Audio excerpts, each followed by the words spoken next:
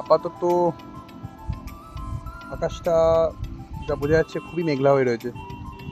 দেখা যাক এগোতে থাকি। আর দেখাচ্ছে যে মোটামুটি বন্ধুর বাড়ি মানে গাঙ্গুলির বাড়ি পৌঁছতে আমার আর লাগবে 70 কিলোমিটার মতো, close two 2 hours. Let's see যে কত তাড়াতাড়ি পৌঁছতে পারি।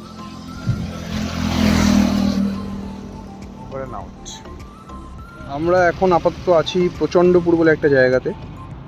আকাশের অবস্থা দেখতেই পাচ্ছেন ভয়ঙ্কর খারাপ, অল্প অল্প করে ঝিরে ঝিরে বৃষ্টি পড়া শুরু হয়ে গেছে। বাইকে 2-4টে ফোঁটাও দেখা যাচ্ছে। এই দিক দিয়ে ট্রেন লাইন চলে যাচ্ছে। সিনারিটা খুব সুন্দর কিন্তু বিশালই ফাটছে, কারণ হচ্ছে বৃষ্টিটা পড়লে আমার পিছনে লাগেজ আছে যেটাতে আমরা মোটামুটি ঘোরার জিনিসপত্র রয়েছে, তো সেটা হবে। আকাশে ভয়ঙ্কর মেঘ করিয়ে এসছে আর যে কোনো টাইমে বৃষ্টি হতে পারে।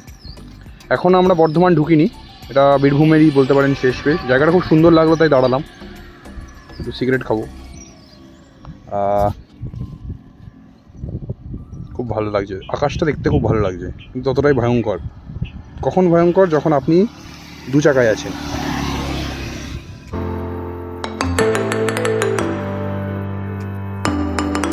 2-2.5 ঘন্টা টাইম লেগে গেলো রামপুরহাট থেকে, কলেজ থেকে বেরিয়ে ডিউটি শেষ করে রাউন্ড ফাউন্ড দিয়ে ক্লিয়ার আপ করে। আর 10 মিনিট মতো লাগবে গাঙ্গুলির বাড়ি পৌঁছতে। রাস্তা ওয়েদার ভালো, বৃষ্টি হয়নি, যেটা আমি ভেবেছিলাম যে ভয় পেয়েছিলাম যে বৃষ্টি হবে, সেটা আজকে হয়নি। তো ওভারঅল প্রিটি গুড। ঢুকে যাবো এবার, গিয়ে খাওয়া দাওয়া করবো, লাঞ্চ করবো, বাদ বাকি কথা গিয়ে হবে। Hello and welcome. এখন আমি আছি পশ্চিম বর্ধমান গাঙ্গুলিদের বাড়িতে, সেই যে। তো বেসিক্যালি আমাদের আজকে রাতে ট্রেন, কিছু ঝামেলা হয়ে গেছে। একটা ঝামেলার মধ্যে, ঝামেলা বলতে দুটো জিনিস হয়েছে। একটা হচ্ছে আমাদের টোটাল ঘোরার লোক ছিল 7 জন।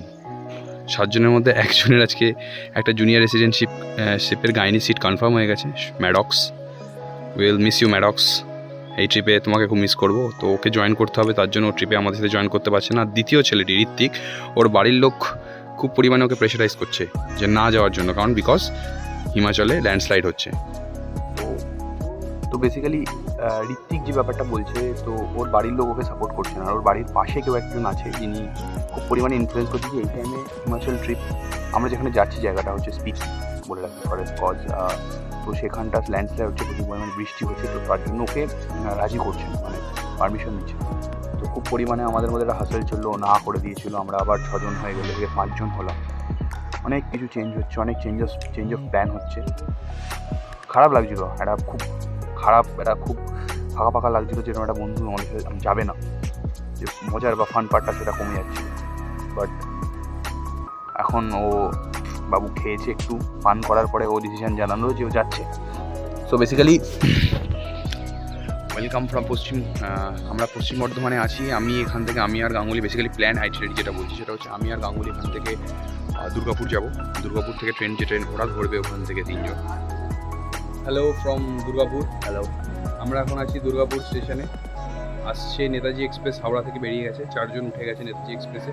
বর্ধমান ছেড়ে দিয়েছে। আমাদের কোচ নাম্বার হচ্ছে B3, ঠিক আছে। আমাদের 4টে বন্ধু আসছে, আমরা B3 কোথায় পড়বে তখন বুঝতে পারছি না। আপাতত দুর্গাপুরে দাঁড়িয়ে আছি।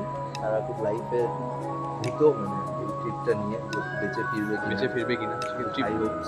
High Hopes. ট্রিপটাতে অনেক কিছু হতে পারে, অনেক কিছু হতে চলেছে। টুকটাক করে আমরা ক্লিপ বানাবো সবার। যদি এই ভিডিওটা পোস্ট না হয় তার বুঝে নেবেন যে আমরা ফিরতে পারিনি, ঠিক আছে। যদি পোস্ট হয় বুঝে নেবেন যে আমরা ঠিকঠাক করে ফেরত এসেছি। আর এটা হচ্ছে দুর্গাপুর স্টেশনের এখন আপাতত ভিউ। বাজে হচ্ছে ঘড়িতে 11:47, আর আমরা ট্রেন বোর্ড করবো over and out from Durgapur.